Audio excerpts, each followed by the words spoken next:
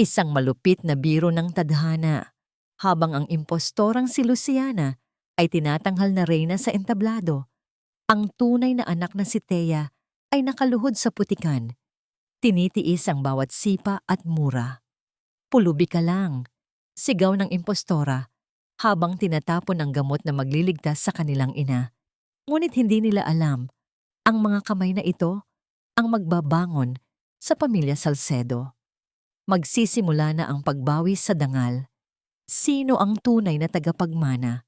Ang himig ng katotohanan ay malapit nang tumugtog. Ano ba, Tia? Ang baho mo. Nakakasira ka ng mood sa party na to. Umalis ka nga sa harap ko bago ko pa maisip na ipakaladkad ka palabas ng mansyong ito. Ang mga salitang yon ay tila mga balaraw na bumaon sa dibdib ni Teresita. Nakaluhod siya sa malamig na sahig ng mansyong Salcedo. Ang kanyang mga kamay na dati humahaplos sa mga tipado ng piano sa pinakamalalaking entablado ng mundo ay abala ngayon sa pagpupunas ng malagkit at pulang alak na sadyang itinapon ni Luciana sa kanyang paanan. Sa paligid nila, ang mga hiyas at mamahaling suot ng mga panauhin ay kumikinang sa ilalim ng dambuhalang chandelier. Ngunit para kay Thea, ang ningning na yon ay tila mga matatalim na salamin na humhiwa sa kanyang pagkatao. Habang tinitiis niya ang malakas na halakhak ni Luciana, marahan niyang pinunasan ang marmol na sahig. Pinipilit na huwag hayaang pumatak ang kanyang mga luha sa harap ng mga taong dati tinitingala siya. Ang masakit na meryensya ay hindi lamang ang amoy ng alak, kundi ang katotohanang ang instrumentong piano sa gitna ng bulwagan ay ang kaisa-isang bagay na nag-uugnay sa kanyang nakaraan. Isang nakaraang pilit na ninakaw ng babaeng nakatayo ngayon sa kanyang harap. Maya-maya pa, habang ang lahat ay abala sa pakikinig sa huwad na pagtugtog ni Luciana, mabilis na tumungo si Thea sa silid ng kanyang ina, si Doña Milagros. Ang hangin sa koridor ay mabigat at puno ng amoy ng mga gamot at kandila. Sa isang sulok ng silid, nakita niya ang maliit na bote ng gamot na kakaiba ang kulay sa dati niyang nakikita. Nang buksan niya ito at amuyin, ang kanyang puso ay biglang kumitig ng mabilis, tila isang tambol na nagbababala ng panganib. Hindi ito ang mahal na gamot para sa puso ng kanyang ina. Ito ay isang uri ng bitamina na walang saysay sa malalang kondisyon ni Doña Milagros. Anong ginagawa mo rito? Bakit mo pinapakialaman ang gamot ni Mama? Ang tinig ni Rafael, ang kanyang panganay na kapatid, ay umalingaungaw sa pinto. Ang kanyang mukha ay puno ng galit at pandidiri habang nakatingin sa kapatid na hindi niya kinikilala.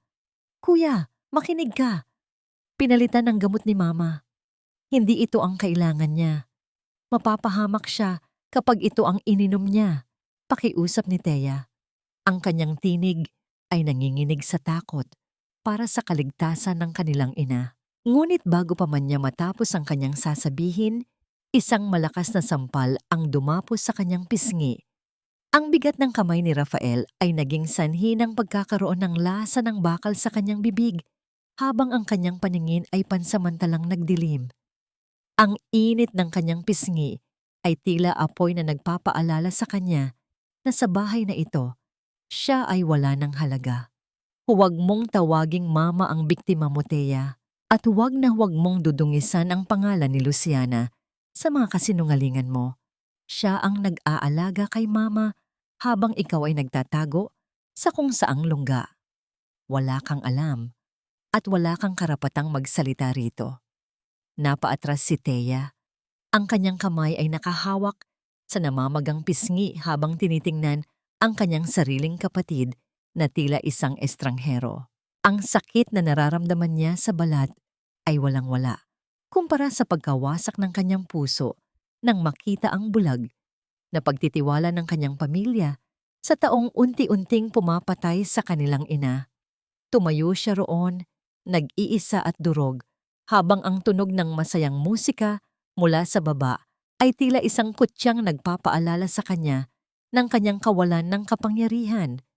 Sa katahimikan ng gabi, habang ang ulan ay nagsisimulang humampas sa bintana, Tanging ang kanyang sariling hininga ang naririnig niya. Ang bawat patak ng tubig sa labas ay tila sumasabay sa dahan-dahang pagbagsak ng kanyang mga pangarap. Sa gitna ng dilim, isang tanong ang paulit-ulit na bumubulong sa kanyang isipan. Isang katanungang nag-iiwan ng malalim na sugat sa kanyang kaluluwa. Hanggang kailan mo titiisin ang dilim bago mo matutunang maging sarili mong liwanag? Sa isang tahanang turing sa'yo ay isang anino lamang? Sa gitna ng malakas na buhos ng ulan, tanging ang dilim ng gabi ang saksi sa dahan-dahang pagbagsak ng mahahabang hibla ng buhok ni Thea sa putikan. Ang bawat kislap ng gunting ay tila pagputol na rin sa kanyang ugnayan sa nakaraang puno ng sakit. Hindi siya pwedeng bumalik bilang si Thea, ang kapatid na itinakwil at itinuring na basura. Kailangan niyang maging isang anino, isang taong hindi mapapansin sa loob ng sarili niyang tahanan. Habang tinitingnan ang kanyang sarili, sa basag na salamin ng isang pampublikong banyo, ang kanyang mga mata ay hindi nakakikitaan ng takot, kundi ng isang matibay na paninindigan na iligtas ang kaisa-isang taong nagmahal sa kanya ng tunay. Pagkalipas ng ilang araw, ang gate ng mansyong Salcedo ay muling bumukas para sa kanya. Ngunit sa pagkakataong ito, hindi siya pumasok bilang isang panauhin, kundi bilang si Tess, ang bagong katulong na kinuha para sa pinakamababang uri ng trabaho. Ang kanyang suot na lumang uniforme ay tila isang baluti na nagtatago sa kanyang tunay na pagkakakilanlan. Walang nakakilala sa kanya dahil para sa kanyang mga kapatid, ang mga katulong ay tila mga kagamitan lamang na walang muka at walang tinig. Hoy Tess, huwag kang tumayo lang dyan. Kunin mo ang palanggana at hugasan mo ang mga paa ko. Kanina pa ako pagod sa pag-iensayo para sa susunod kong konsyerto. Ang matalim na utos ni Luciana habang nakaupo sa kanyang mamahaling sofa, ang kanyang mga paa ay nakapatong sa isang maliit na upuan. Lumapit si Thea, ang kanyang puso ay kumikirot sa bawat hakbang. Dahan-dahan siyang lumuhod sa paanan ng babaeng nagnakaw ng kanyang buhay. Ang tubig sa palanggana ay tila naging kasing lamig ng yelo habang sinisimulan niyang kuskusin ang mga paa ni Luciana. Tiniis niya ang mga mapang-aping salita at ang pagmamasid ng mga kapatid niyang sina Gabriel at Simon, na tila wala lang sa kanila ang nakikita nilang pagpapakumbaba ng isang tao. Make sure na malinis yan, Tess. Baka mamaya ay may germs ka pa, mahawa pa ako. Dagdag pa ni Luciana, sabay sipa ng bahagya sa balikat ni Thea, dahilan upang matapon ang ilang patak ng tubig sa kanyang uniforme. Hindi kumibo si Thea. Ang kanyang mga kuko ay bumaon sa kanyang palad habang pinipigilan ng galit na naglalablab sa kanyang dibdib. Sa loob-loob niya, sinasabi niya sa kanyang sarili na ang lahat ng ito ay para sa kanyang ina. Sa bawat sipa at bawat mura, lalong tumitibay ang kanyang loob na tapusin ang kasamaang namamayani sa bahay na yon. Nang sumapit ang hating gabi at ang buong mansyon ay nababalot na ng katahimikan, dahan-dahang tinahak ni Thea ang daan patungo sa silid ni Doña Milagros. Ang tanging liwanag ay ang sinag ng buwan na tumatagos sa bintana. Dahan-dahan siyang lumapit sa kama ng kanyang ina at sa pagkakataong ito, wala nang nakatingin. Kinuha niya ang kamay ng kanyang ina. Ang mga kamay na dati malambot, ngunit ngayon ay tuyot at nanghihina. Ginamit ni Thea ang kanyang kaalaman bilang isang manggagamot. Ang kanyang mga daliri ay marahang dumampi sa mga pressure points sa braso at leeg ng kanyang ina. Isang sining ng paghilom na siya lamang ang nakakaalam. Sa bawat hagod, tila may dumadaloy na init mula sa kanyang mga palad patungo sa katawan ni Doña Milagros. Habang ginagawa ito, isang mahinang ungol ang lumabas sa mga labi ng kanyang ina at ang mga daliri nito ay bahagyang kumitig. Tila nararamdaman ang pamilyar na haplos ng kanyang tunay na anak. Nay, nandito na po ako. Hindi kita pababayaan, bulong ni Thea habang ang kanyang mga luha ay dahan-dahang pumatak sa kamay ng ina, na agad naman niyang pinunasan upang hindi ito mahalata. Ngunit sa gitna ng sagradong sandaling iyon, ang katahimikan ay nabasag nang marinig ang tunog ng pintong dahan-dahang bumubukas. Isang mahabang anino ang gumapang sa sahig, at ang liwanag mula sa koridor ay tumama sa mukha ni Thea. Anong ginagawa mo rito sa oras na ito, Tess? Bakit mo hinahawakan ng pasyente? Ang tinig ni Luciana ay puno ng hinala at puot. Habang nakatayo sa pinto, ang kanyang mga mata ay naniningkit sa dilim, pilit na inaaninag ang tunay na pakay ng bagong katulong na tila may itinatagong lihim na kapangyarihan. Napatigil ang mundo ni Thea. Ang kanyang kamay ay nanatiling nakahawak sa kamay ng ina, habang ang kanyang isipan ay mabilis na naghahanap ng paraan upang hindi mabunyag ang kanyang misyon sa gitna ng panganib, na muling mawala ang lahat ng kanyang pinaghihirapan. Magnanakaw ka ba? O sadyang mamatay tao? Bakit ka nakaluhod dyan sa tabi ng kama ni Mama na parang isang aswang sa gitna ng dilim? Ang bawat salitang binitawan ni Luciana ay tila mga latay na humahapdi sa balat ni Thea. Sa ilalim ng malamig na liwanag mula sa pasilyo, nakita niya ang nanunuring mga mata ni Luciana na tila gustong hubaran ang kanyang pagkatao. Ang dahan-dahang pagpasok ng hangin mula sa bukana ng pinto ay nagdala ng masangsang na amoy ng mamahaling pabango ni Luciana, isang amoy na sumasakal sa pag-asa ni Thea. Pasensya na po, Ma'am Luciana. Nakita ko lang po kasi na medyo nahulog ang kumot ni Doña Milagros, kaya inayos ko lang po. Mahinang tugon ni Thea, habang ang kanyang mga kamay ay nanginginig sa loob ng kanyang bulsa, pilit na itinatago ang init na nagmumula sa kanyang mga daliri matapos ang ginawang paghilom sa ina. Isang matunog na singhal ang naging tugon ni Luciana bago siya lumapit ng dahan-dahan. Ang bawat hakbang ng kanyang sapatos sa sahig ay nagbibigay ng kakaibang bigat sa dibdib ni Thea. Hinawakan ni Luciana ang panga ni Thea at pilit itong iniharap sa kanya. Ang kuko nito ay bumaon ng bahagya sa malambot na balat ng dalaga. Siguraduhin mo lang, Tess, dahil sa mansyong ito, ang mga katulong na masyadong madaming alam ay madaling nawawala. Umalis ka na sa harap ko bago ko pa maisip na ipakaladkad ka sa mga gwardiya. Nagmamadaling lumabas si Thea, ang kanyang puso ay tila isang tambol na nagbababala ng panganib sa loob ng kanyang dibdib. Habang tinatahak niya ang madilim na pasilyo patungo sa kanyang munting silid, hindi niya napansin ang pagdating ng isang itim at mamahaling sasakyan sa harap ng mansyon. Kinabukasan, ang buong kabahayan ay naging abala sa pagdating ng isang napakahalagang panauhin. Si Qin Wang, ang makapangyarihang negosyante na balita, ay kasing lamig ng yelo ang puso, ay dumating upang bisitahin si Doña Milagros at pag-usapan ang nakatakdang kasunduan sa pagitan ng kanilang mga pamilya. Habang abala si Thea sa paghahanda ng tsaa sa kusina, naramdaman niya ang isang kakaibang presensya sa kanyang likuran. "Where is the master of this house?" Isang baritono at malamig na tinig ang bumasag sa katahimikan ng kusina. Nabitawan ni Thea ang hawak na basahan nang makita ang lalaking nakatayo sa may pinto. Ang matatangkad na bulto ni Qin Wang ay tila sumakop sa buong silid. Sa isang saglit, nagtagpo ang kanilang mga mata. Ang mga mata ni Thea na puno ng itinatagong lungkot at ang mga mata ni Qin na tila nakakakita ng mga bagay na pilit ibinabaon sa limot.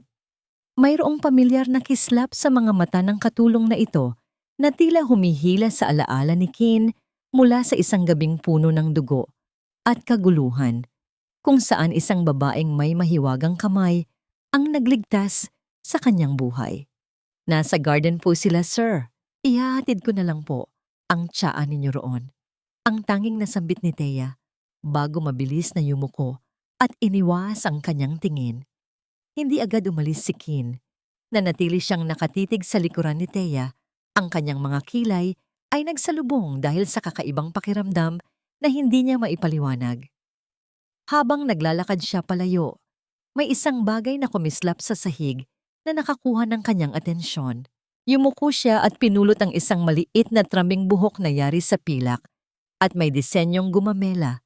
Isang palamuti na tanging ang mga tunay na anak lamang ng pamilya Salcedo ang mayroon. Isang pamana mula sa yumaong Don Esteban para sa kanyang nawawalang anak. Ang paghawak ni Kin sa malamig na pilak ay nagdulot ng isang matinding pag-uusisa sa kanyang isipan. Bakit ang isang hamak na katulong ay may hawak ng pamanang hiyas ng mga Salcedo?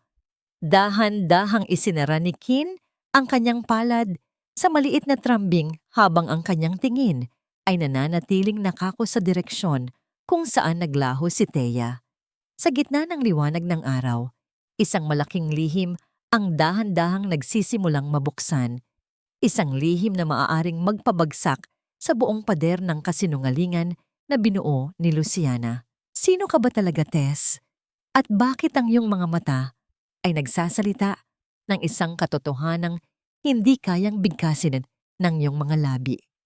Ang malalim na katahimikan ng gabi sa loob ng mansyong Salcedo ay tila isang mabigat na kumot na bumabalot sa bawat sulok ng mga pasilyo.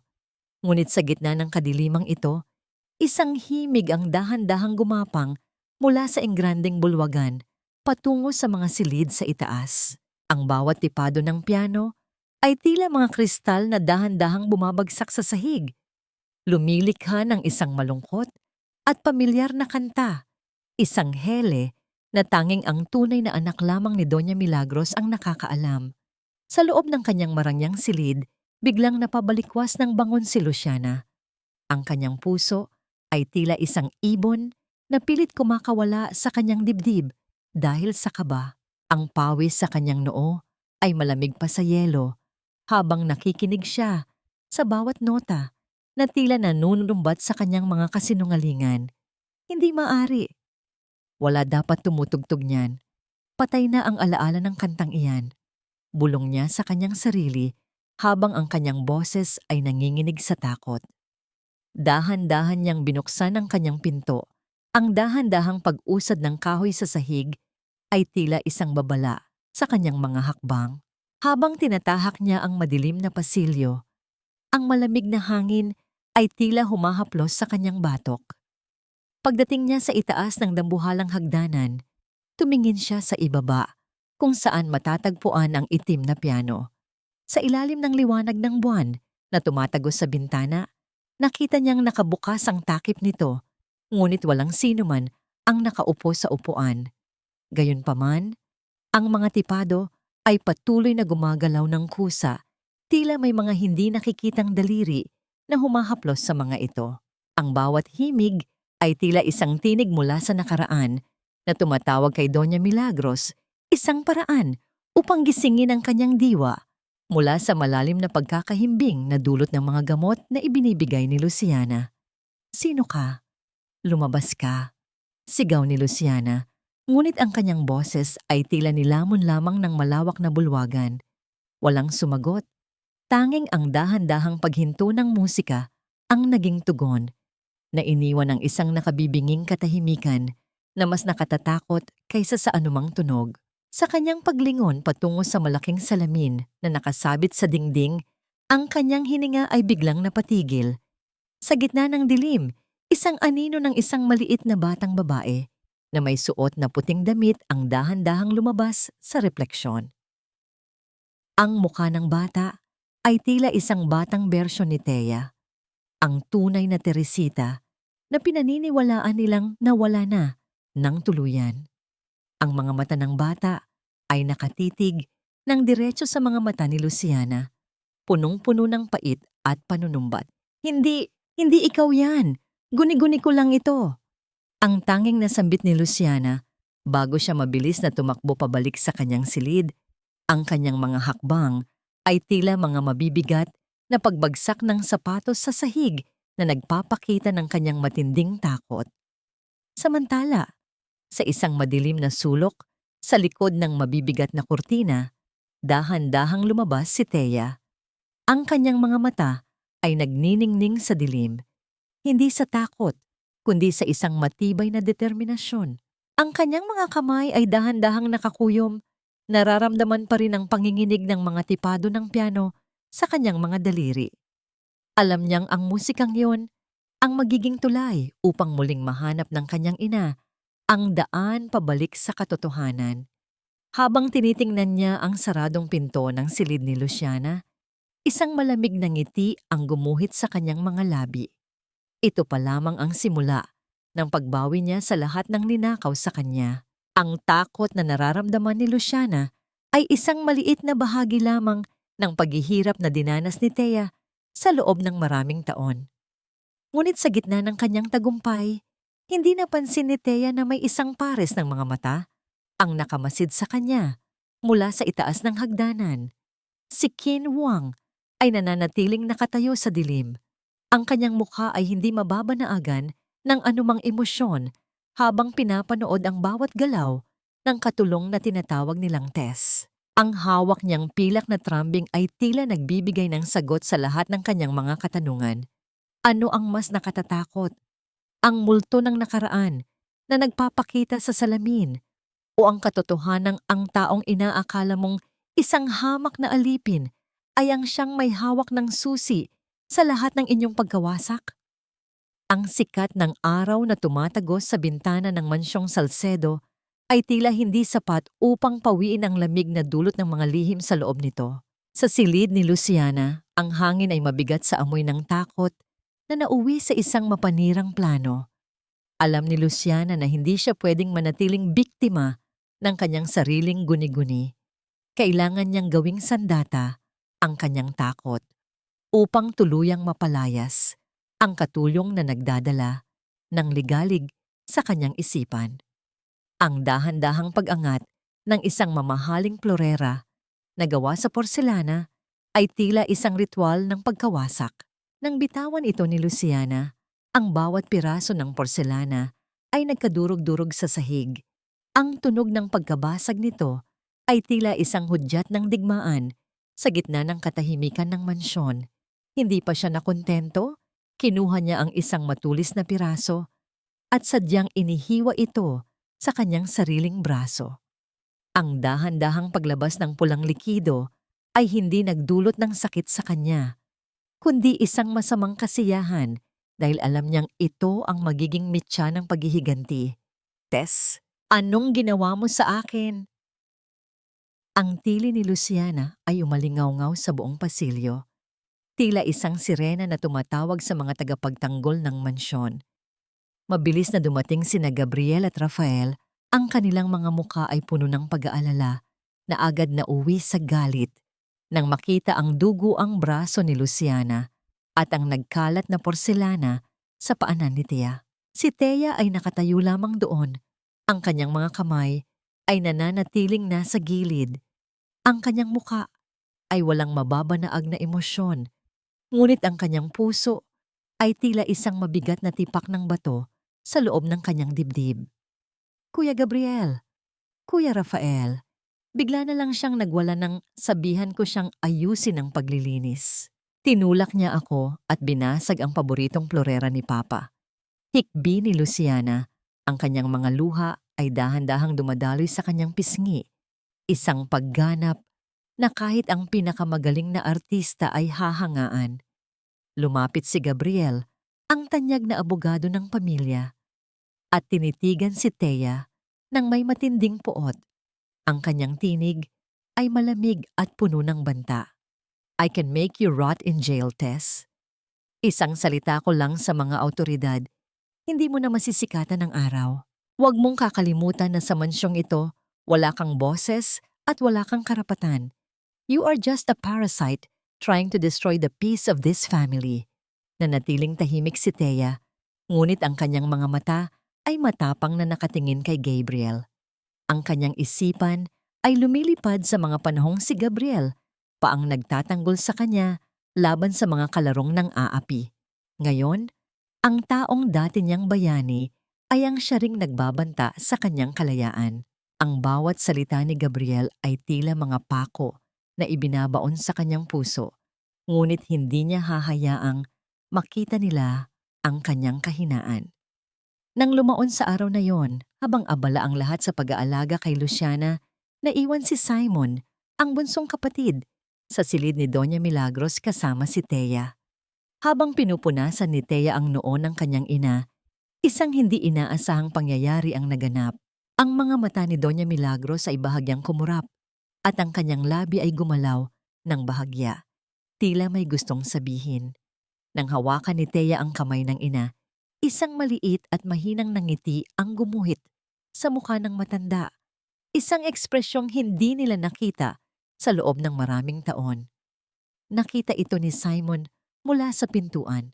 Ang kanyang mga kilay ay nagsalubong dahil sa pagtataka. Bakit ang presensya ng isang hamak na katulong ay tila nagbibigay ng buhay sa kanilang ina na kahit ang pinakamahaling gamot ay hindi magawa? Ang dahan-dahang pagtibok ng ugat sa leeg ni Doña Milagros ay tila sumasabay sa banayad na haplos ni Thea. "Tess!" Mahinang tawag ni Simon. Ang kanyang tinig ay hindi na kasing talim ng dati. "Bakit tila kilala ka ni Mama? Bakit siya nakangiti sa'yo?" Napatigil si Thea. Ang kanyang hininga ay tila naging isang malalim na buntong hininga na pilit niyang pinipigilan.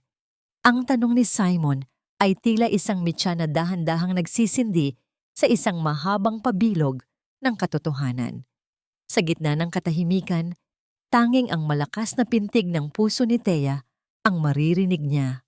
Sasabihin ba niya ang katotohanan? O hahayaan niyang ang lason ng pagdududa ang unti-unting sumira sa pader na itinayo ni Luciana? Ang bawat segundong lumilipas ay tila isang mabigat na pasanin, habang ang mga mata ni Simon ay naghihintay ng kasagutan na maaring bumago sa lahat. Ang bawat lihim ay may sariling pintig, isang lihim na hindi kayang ibaon ng kahit anong dami ng luha o dumi sa mukha.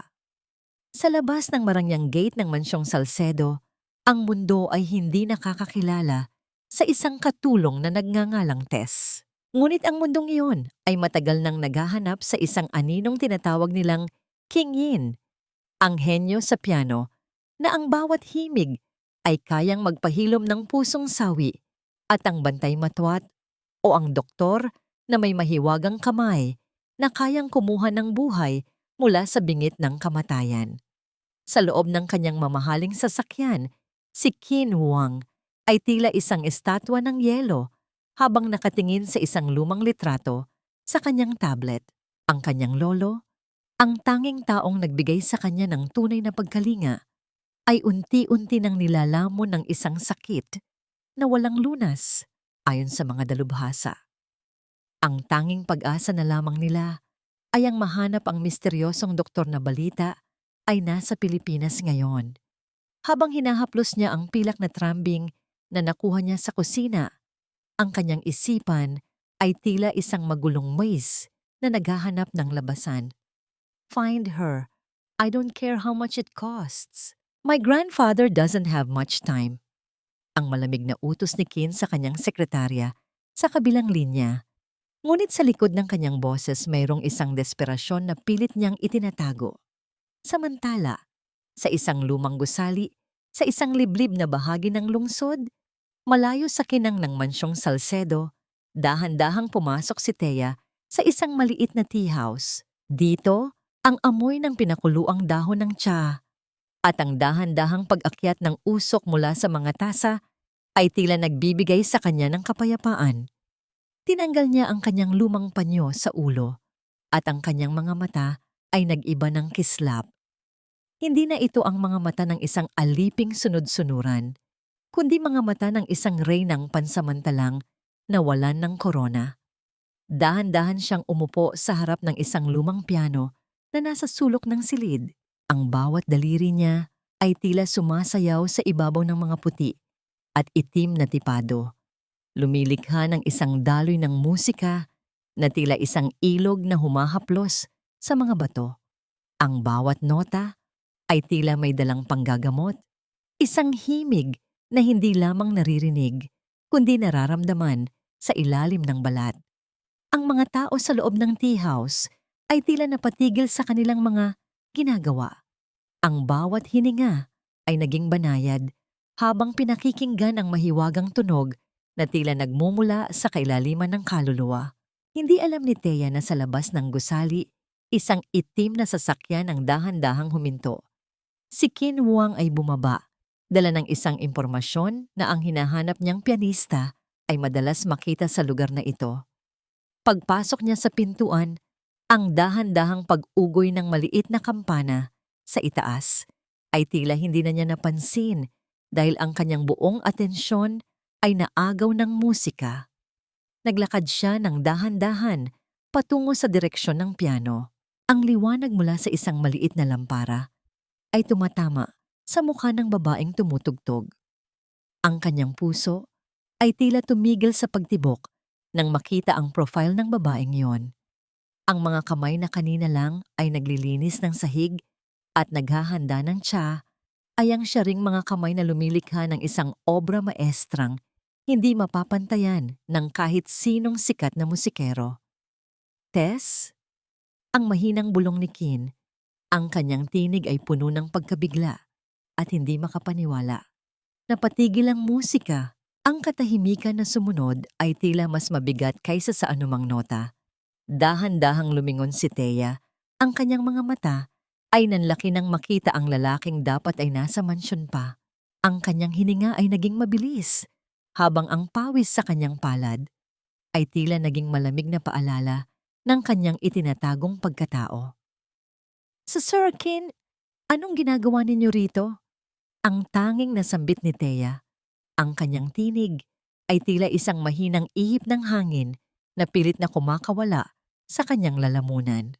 Tumitig ng matagal si Qin sa mga kamay ni Thea, ang mga kamay na tinatawag nilang bantay matwat. Ang bawat guhit sa palad nito ay tila nagkukwento ng isang katotohanang mas malaki kaysa sa kanyang inaasahan. Ang pilak na trambing sa kanyang bulsa ay tila nag-init, tila nagpapatunay na ang babaeng nasa harap niya ay hindi lamang isang hamak na katulong, kundi ang kaisa-isang taong maaaring magligtas sa kanyang pamilya at magpabagsak sa lahat ng kasinungalingan ng mga Salcedo. Sino ka ba talaga, Tess? Isang anghel na nagtatago sa putikan o isang diyosa ng musika na piniling maging anino para sa isang pag-ibig na hindi ka kayang kilalanin? Isang hamak na katulong na may mga daliring tila pinagpala ng langit. Ang boses ni Qin Wang ay mababa at puno ng pagdududa, habang ang kanyang mga mata ay nananatiling nakapako sa mga kamay ni Thea. Sa maliit na tea house na yon, ang usok mula sa mainit na inumin ay tila naging isang pader na naghihiwalay sa kanila sa labas ng mundo. Ang bawat tibok ng puso ni Thea ay tila isang babala na ang kanyang maingat na itinayong kuta ay dahan-dahan nang gumuho sa harap ng lalaking ito. Sir, pakiusap. Huwag ninyong sasabihin sa kanila, hindi pa ito ang tamang panahon para malaman nila kung sino talaga ako. Ang nanginginig na pagsamo ni Thea, ang kanyang mga mata ay nagniningning sa namumuong luha. Isang pagpapakita ng kahinaan na bihira niyang gawin. Ang buhay ng aking ina ang nakataya rito. Kapag nalaman ni Luciana, baka hindi ko na siya mailigtas. Tumitig si Qin sa dalaga. Ang kanyang malamig na anyo ay bahagyang lumambot nang makita ang tapat na desperasyon sa mukha ni Thea. Dahan-dahan niyang inilabas ang pilak na trambing mula sa kanyang bulsa at ipinakita ito sa kanya. Bakit mo ito hawak, Tess? O baka dapat kitang tawaging Teresita? Ang katahimikan ni Thea ang naging kumpirmasyon ni Qin. Isang malalim na buntong hininga ang pinakawala ng negosyante bago siya tumango ng bahagya.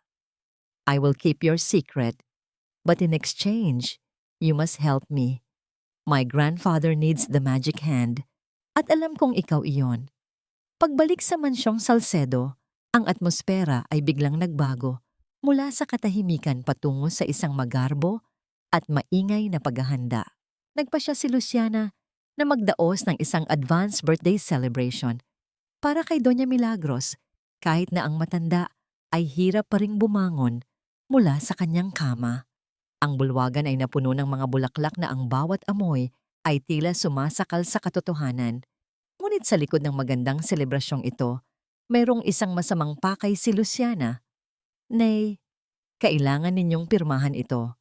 Para ito sa seguridad ng mga negosyo ni na kuya. Alam ninyo naman kung gaano sila naghirap para sa pamilyang ito, di ba? Ang tinig ni Luciana ay puno ng paglalambing, ngunit ang kanyang mga mata ay malamig at puno ng kasakiman habang ipinapakita ang mga papeles ng paglilipat ng ari-arian.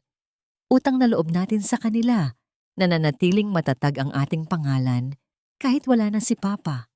Isang pirma nyo lang po, Nay, at magiging maayos ang lahat. Si Doña Milagros ay nakatingin lamang sa kawalan. Ang kanyang mga mata ay tila naghahanap ng isang bagay na hindi niya makita sa mukha ni Luciana. Habang hawak-hawak ang ballpen, ang kanyang kamay ay nanginginig ng malakas. Sa isang sulok, nakatayo ang 5 magkakapatid na Salcedo. Ang kanilang mga mukha ay puno ng pagtitiwala kay Luciana. Naniniwalang ang kanilang kapatid ay ginagawa lamang ang lahat para sa ikabubuti ng pamilya. Nay, makinig po kayo kay Luciana. Siya lang ang nakakaalam ng makakabuti sa inyo.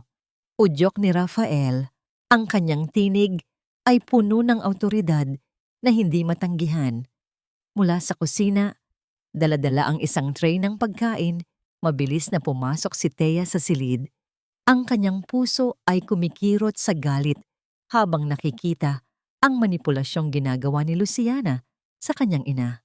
Sa loob ng kanyang bulsa, hawak niya ang maliit na bote ng tunay na gamot na kinuha niya mula sa labas. Isang gamot na makakatulong upang ganap na magising ang isipan ni Doña Milagros at mapigilan ang masamang balak ng impostora. Habang papalapit siya sa kama, sadyang binangga ni Luciana ang siko ni Thea, dahilan upang mabitawan ng dalaga ang tray. Ang dahan-dahan at matalim na paghampas ng mga pinggan sa marmol na sahig ay lumikha ng isang nakabibinging ingay na tila bumasag sa tensyon ng silid. Ngunit hindi ang mga basag na pinggan ang naging sanhi ng pananahimik ng lahat. Ang maliit na bote ng gamot ni Thea ay gumulong sa sahig at huminto mismo sa paanan ni Luciana. Dahan-dahang yumuko si Luciana at pinulot ang bote. Ang kanyang mga mata ay nanlaki nang mabasa ang etiketa nito. Isang uri ng gamot na hindi kailanman inireseta ng mga doktor na binabayaran niya. Anong ginagawa nito sa bulsa mo, Tess? Bakit ka may dalang ganitong klaseng gamot para kay Mama? Ang boses ni Luciana ay biglang naging matulis at puno ng banta habang ipinapakita ang bote sa harap ni na Rafael at Gabriel. Are you trying to kill our mother? Napatigil ang hininga ni Thea. Ang lahat ng mata sa loob ng silid ay nakatitig na sa kanya nang may matinding hinala at poot. Sa gitna ng liwanag ng mansyong Salcedo, ang anino ng kapahamakan ay muling lumukob sa kanyang bawat hakbang, habang ang katotohanan ay tila isang mitya na dahan-dahan ng nauubos. Magnanakaw na! Mamatay tao pa! Rafael, Gabriel, tignan ninyo ang dala ng babaeng ito. Gusto niyang lasunin si Mama. Ang boses ni Luciana ay parang matatalim na bubog na kumakalabit sa pandinig ng lahat sa loob ng silid. Ang kanyang mukha ay balot ng huwad na sindak habang iwinawagayway ang maliit na bote ng gamot na nakuha sa paanan ni Thea. Nararamdaman ni Thea ang mahigpit na pagkakahawak ni Rafael sa kanyang braso. Ang diin ng mga daliri ng kanyang kuya ay nag-iiwan ng namumulang marka sa kanyang balat. Isang hapdi na hindi mapapantayan ng sakit na nararamdaman ng kanyang puso. Tiningnan siya ni Rafael ng may pandidiri. Ang mga mata nito na dati puno ng kislap ng pagmamahal noong sila ay patay pa. Ngayon ay tila mga hiyas ng yelo na walang anumang init. Ipaliwanag mo ito, Tess. Bakit ka may dalang gamot na hindi alam ng pamilya? Anong balak mo sa aming ina? Ang boses ni Gabriel ay mababa at puno ng awtoridad. Ang bawat salita ay tila isang hatol na agad na nagpabagsak sa dangal ni Thea. Vitamins lang po yan. para po lumakas si Doña Milagros. Nakita ko pong nanghihina siya, kaya bumili ako sa labas. Ang tanging naisagot ni Thea, ang kanyang tinig ay halos pabulong na dahil sa sikip ng kanyang lalamunan.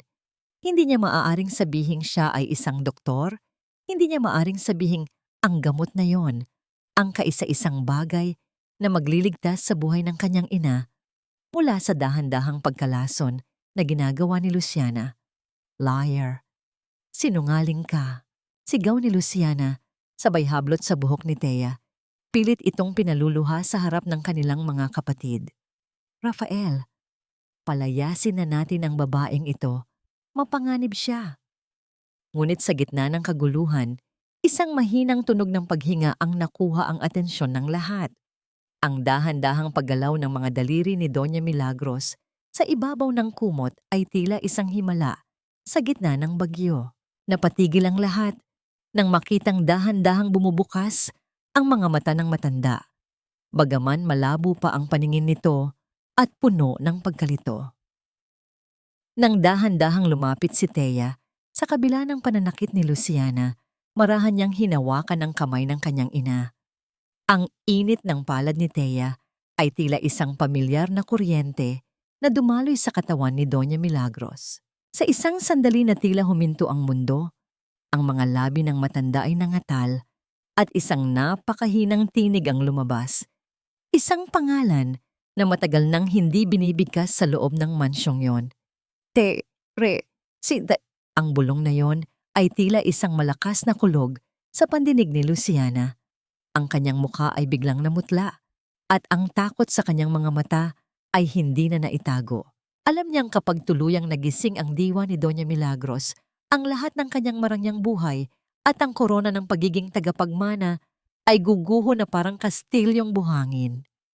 Nang makaalis ang mga kapatid ni Thea upang tawagan ng doktor, naiwan si Luciana sa loob ng silid, nakatitig sa kanyang ina na muling pumikit dahil sa pagod. Ang dahan-dahang pag-akyat at pagbaba ng dibdib ng matanda ay tila isang orasan na nagbibilang ng nalalabing oras ni Luciana sa rurok ng kapangyarihan.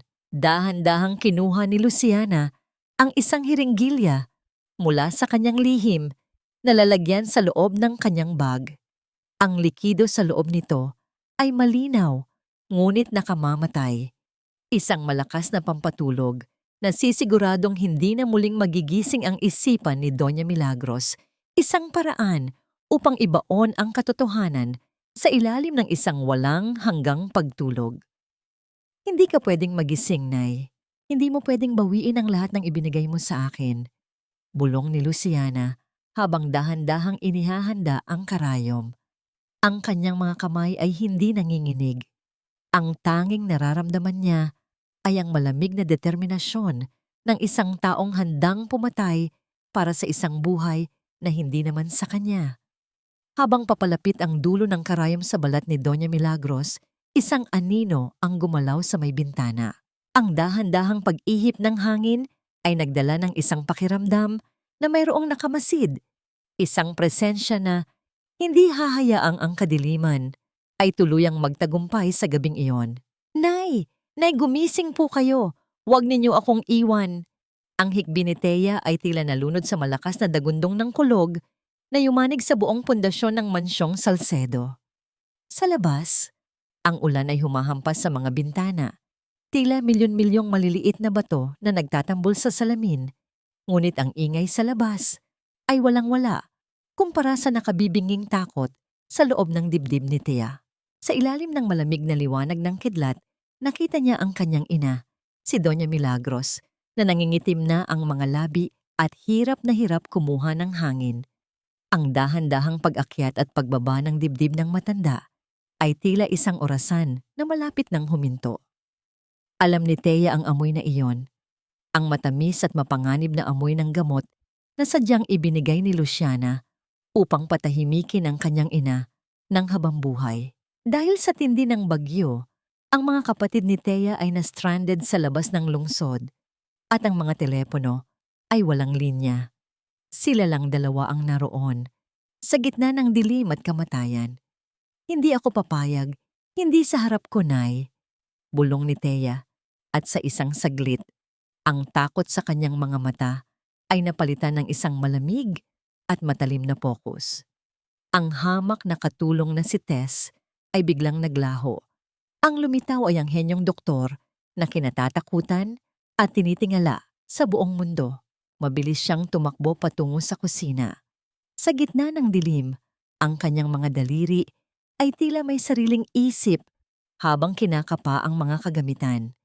Kinuha niya ang isang matalim na kutsilyo, isang maliit na tubo mula sa lalagyan ng tsa, at ang huling natitirang alak sa bar upang magsilbing panlinis. Ang bawat galaw niya ay tumpak, mabilis, at walang pag-aalinlangan.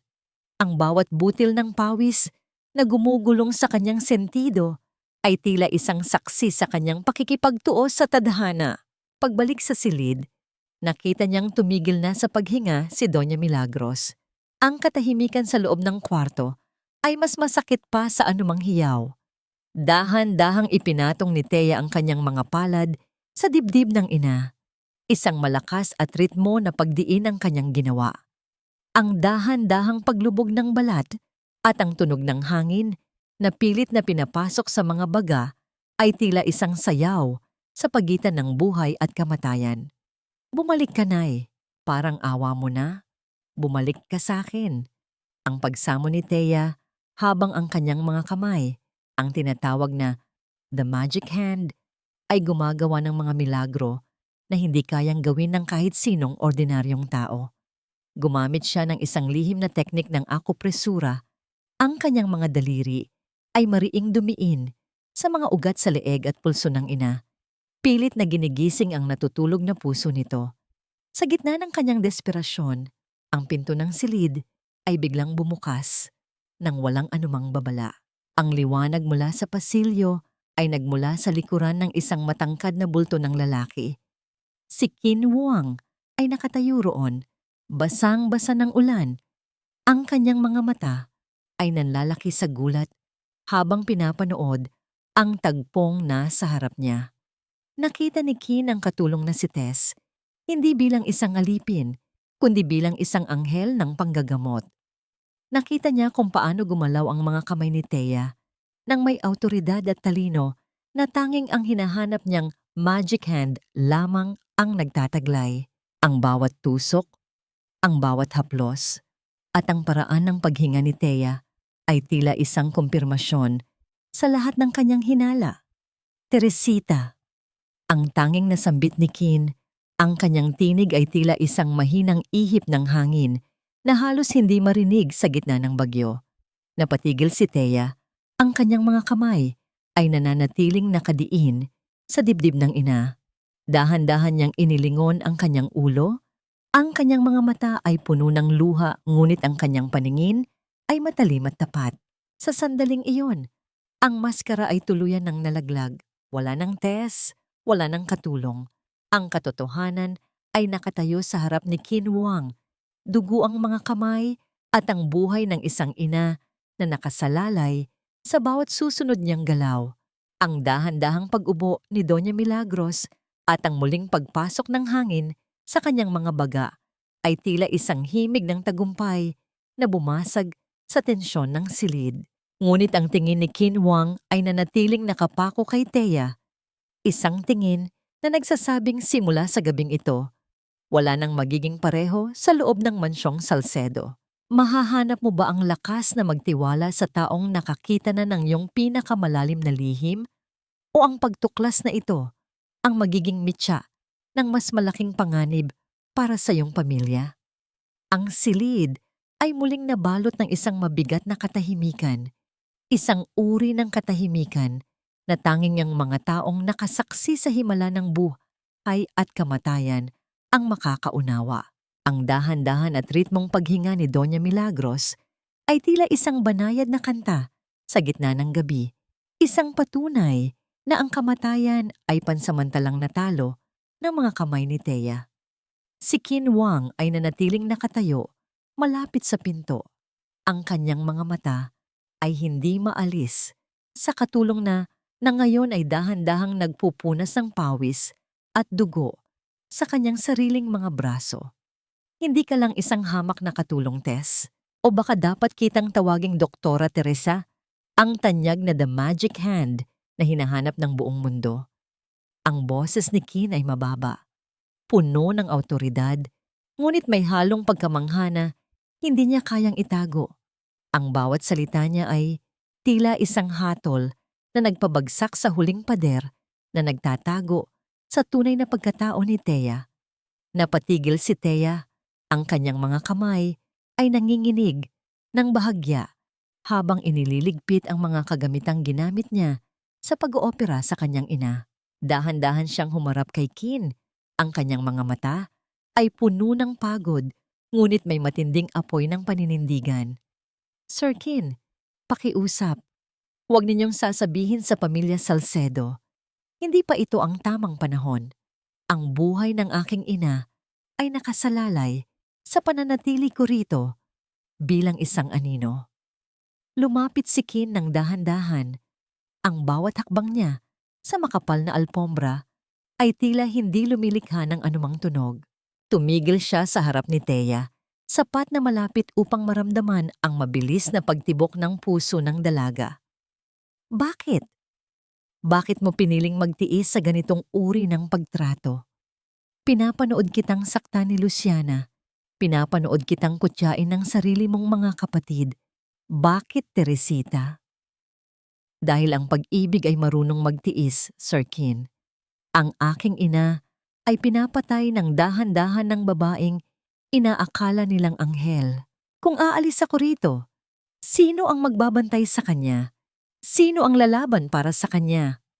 Ang tinig ni Thea ay naging basag dahil sa nagbabadyang luha, isang pagpapakita ng kahinaan na tanging sa harap lamang ni Kin niya na ipakita. Isang matagal na titigan ang naganap sa pagitan nila. Sa mga mata ni Kin, nakita ni Thea ang isang bagay na hindi niya inaasahan, pag-unawa. Dahan-dahang iniabot ni Kin ang kanyang kamay at hinawakan ang nanginginig na palad ni Thea. Ang init ng balat ni Kin ay tila isang kuryente na nagbigay ng lakas sa pagod na kaluluwa ni Thea. I will help you. Magiging kakampi mo ako, Teresita. Poprotektahan ko ang iyong lihim, ngunit sa isang kondisyon, tulungan mo rin ang aking lolo. He is the only family I have left, and I believe only your hands can save him. Napatango si Thea. Ang kanyang hininga ay tila naging maluwag sa unang pagkakataon matapos ang maraming taon. Sa madilim na sulok ng silid, malayo sa liwanag ng koridor, ang kanilang mga kamay ay nanatiling magkahawak, isang tahimik na pangako ng pagtutulungan sa gitna ng kuta ng kaaway. Ang dahan-dahang pag-ihip ng hangin mula sa bukas na bintana ay nagdala ng amoy ng ulan at pag-asa. Ngunit sa labas ng pinto, sa gitna ng madilim na pasilyo, may isang pares ng mga mata ang nakasaksi sa lahat. Si Luciana ay nakatayo sa anino. Ang kanyang mukha ay balot ng matinding puot at selos. Nakita niya ang paghawak ng kamay ni Kin, ang lalaking matagal na niyang pinapangarap, sa kamay ng isang hamak na katulong. Ang kanyang mga kuko ay bumaon sa kanyang sariling palad habang ang kanyang isipan ay nagsisimulang bumuo ng isang plano na mas malupit at mas mapanganib kaysa sa dati. Hindi niya hahayaang makuha ng isang Tess ang lahat ng pinaghirapan niyang nakawin. Kung kailangang dumanak ang dugo upang mapanatili ang kanyang korona, gagawin niya ito nang walang pag-aalinlangan.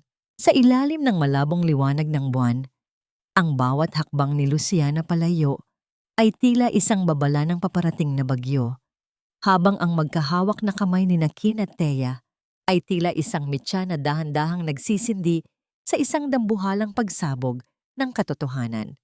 Ang sikat ng araw na sumisilip sa mga bintana ng mansyong Salcedo ay tila walang dalang init para sa nanlalamig na puso ni Thea. Sa loob ng bulwagan, ang hangin ay mabigat at puno ng tensyon na tila isang lubid na dahan-dahang humihigpit sa kanyang leeg.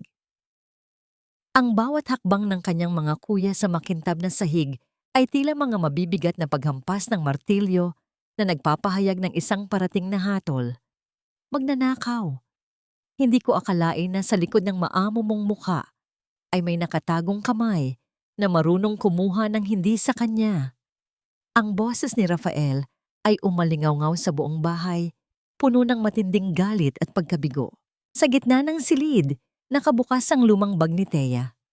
Doon, sa ibabaw ng kanyang mga luma at kupas na damit, ay kumikinang ang isang dambuhalang kwintas na brilyante, ang hiyas na pamana pa ni Don Esteban sa kanyang asawa. Ang kislap ng mga bato ay tila nanunumbat sa katahimikan ni Thea, habang si Luciana ay nakatayo sa isang sulok. Nakatakip ang kamay sa bibig at nagkukunwaring umiiyak nang dahil sa pagtataksil ng kanilang pinagkakatiwalaang katulong. I trusted you, Tess. Pinagtanggol kita sa mga kuya ko kahit na ang daming nagsasabing kahina-hinala ka. Pero ito ang isusuksokli mo sa amin? Ninakawan mo ang nanay ko? Ang boses ni Luciana ay puno ng huwad na sakit.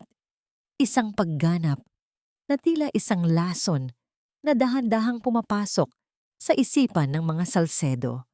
Dahan-dahang lumapit si Gabriel. Ang kanyang mukha ay balot ng puot.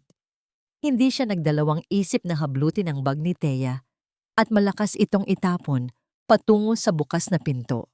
Ang dahan-dahang paglipad ng mga gamit ni Thea at ang pagkalat ng mga ito sa putikan sa labas ng mansyon ay tila isang simbolo ng kanyang pagkatao na muling tinatapak-tapakan ng sarili niyang dugo. Layas, huwag na huwag ka nang magpapakita sa amin kahit kailan. Be thankful na hindi kita ipapakulong dahil lang sa kondisyon ni Mama. Pero kapag nakita ko pa ang anino mo rito, sisiguraduhin kong sa rehas ang bagsak mo. Ang malamig na banta ni Gabriel habang dinuduro ang kapatid na hindi niya kinikilala. Napatayo si Thea, ang kanyang mga mata ay hindi kakikitaan ng luha, kundi ng isang matinding pait. Tiningnan niya ang bawat isa sa kanyang mga kapatid, sina Rafael, Gabriel at ang iba pa. Ang bawat sulyap niya ay tila isang balaraw na nagnanais humiwa sa kanilang mga budhi. Nais niyang sumigaw. Nais niyang sabihing siya ang tunay na Teresita, ang batang buhat-buhat nila noon sa kanilang mga balikat. Ngunit alam niyang sa bahay na ito, ang kasinungalingan ni Luciana ay mas matimbang kaysa sa katotohanang walang boses. Dahan-dahan siyang naglakad patungo sa labas. Ang kanyang mga paa ay ramdam ang lamig ng basang lupa. Habang pinupulot niya ang kanyang mga gamit sa putikan, nakita niya si Simon, ang pinakabata sa magkakapatid, na nakatayo sa may pintuan. Ang mga mata ni Simon ay puno ng pagkalito at hindi maipaliwanag na lungkot. Bago siya tuluyang tumalikod, lumapit si Thea kay Simon at may mabilis na isinuksok sa palad nito, isang maliit na piraso ng papel na basa na ng ulan. Ang dahan-dahang pagsara ng palad ni Simon sa papel na yon ay tila isang huling sinulid na nag-uugnay sa kanya sa pamilyang pilit siyang itinataboy. Balang araw, Simon, maiintindihan mo rin kung bakit ang musikang naririnig mo sa gabi ay hindi kailanman magiging kay Luciana, bulong ni Thea, bago siya tuluyang humakbang palayo sa malaking gate ng mansyon. Habang naglalakad siya sa ilalim ng ambon, bitbit ang kanyang basang bag, ang kanyang bawat hakbang ay tila isang panata ng pagbabalik. Hindi na siya babalik bilang si Tess. Hindi na siya babalik bilang isang alipin. Ang bawat patak ng ulan sa kanyang mukha ay tila naghuhugas sa kanyang huling bahid ng kahinaan. Sa gitna ng kalsada, lumingon si Thea sa huling pagkakataon sa dambuhalang mansyong Salcedo. Ang kanyang mga mata ay nagniningning sa dilim. Taglay ang isang pangakong hindi mapapantayan ng anumang yaman. Kung ang pagmamahal ay hindi sapat upang kilalanin ang katotohanan, hahayaan mo bang ang puot ang magsilbing gabay mo sa pagbawi ng lahat ng nawala sa iyo? Ang putik na dating bumabalot sa mga paa ni Thea ay dahan-dahan nang napalitan ng makintab at mamahaling sapatos, isang simbolo ng kanyang muling pagbangon mula sa alabok ng pangaapi. Sa loob ng isang pribadong suite sa pinaka-eksklusibong hotel sa lungsod, Ang salamin ay nagpapakita ng isang imaheng hindi kailanman nakita ng mga Salcedo. Ang kanyang buhok ay maayos na nakaayos. Ang kanyang suot na sutla ay tila yumayakap sa kanyang dangal. At ang kanyang mga mata ay hindi nakakikitaan ng takot, kundi ng isang matalim at malamig na paninindigan. Handa ka na ba, Teresita? Ang buong mundo ay naghihintay sa pagbabalik ng The Magic Hand at ang iyong pamilya ay walang kamalay-malay na ang manggagamot na kanilang hinihintay ay ang siya ring aliping kanilang itinaboy. Ang boses ni Kinwang ay puno ng paghanga habang nakatayo sa likuran ni Thea. Inilapag niya ang isang gintong imbitasyon sa lamesa. Isang paanyaya mula sa pamilya Salcedo para sa isang malaking charity gala kung saan ipakikilala ang kanilang bagong fund manager at hihingi ng tulong para sa kalusugan ni Don Esteban. Hindi lang ako handa, Sir Kin. Uhaw na ako sa hustisya. Gusto kong makita ang mga mukha nila kapag nalaman nilang ang katotohanang pilit nilang ibinaon ay buhay na buhay sa harap nila. Tugon ni Thea, ang kanyang tinig ay tila isang matalim na himig ng piano na nagbababala ng isang dambuhalang konsyerto. Samantala, sa labas ng mansyong Salcedo, si Luciana ay abala sa pagmamasid sa kalsada habang hinihintay ang kanyang mga kaibigang sosyalidad. Ang kanyang mukha ay puno ng kayabangan, naniniwalang wala na si Thea at ang korona ng pagiging kaisa-isang tagapagmana ay nasa kanyang mga kamay na nang tuluyan. Ang dahan-dahang pag-ugoy ng kanyang mamahaling paypay ay tila sumasabay sa kanyang kumpiyansa sa sarili. Ngunit ang katahimikan ng kalsada ay nabasag ng isang dambuhala at itim na limusin ang dahan-dahang huminto sa tapat ng gate ng mga Salcedo. Ang kinang ng sasakyan ay tila humihigop sa liwanag ng araw at ang bawat dahan-dahang pag-ikot ng gulong nito sa semento ay nagdadala ng isang kakaibang awtoridad. Napatigil si Luciana. Ang kanyang mga kilay ay nagsalubong dahil sa pagtataka.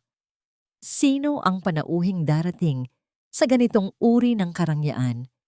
Bumukas ang pinto ng sasakyan at isang lalaking nakauniporme ang lumabas upang buksan ang pintuan para sa pasahero. Dahan-dahang lumabas ang isang binti na may suot na mamahaling sapatos at sumunod ang isang babaeng tila nagmula sa mga pahina ng isang international fashion magazine. Nang tumayo ang babae ng tuwid at dahan-dahang tinanggal ang kanyang suot na itim na salamin, ang puso ni Luciana ay tila tumigil sa pagtibok. Tites? Hindi maari. Bakit siya?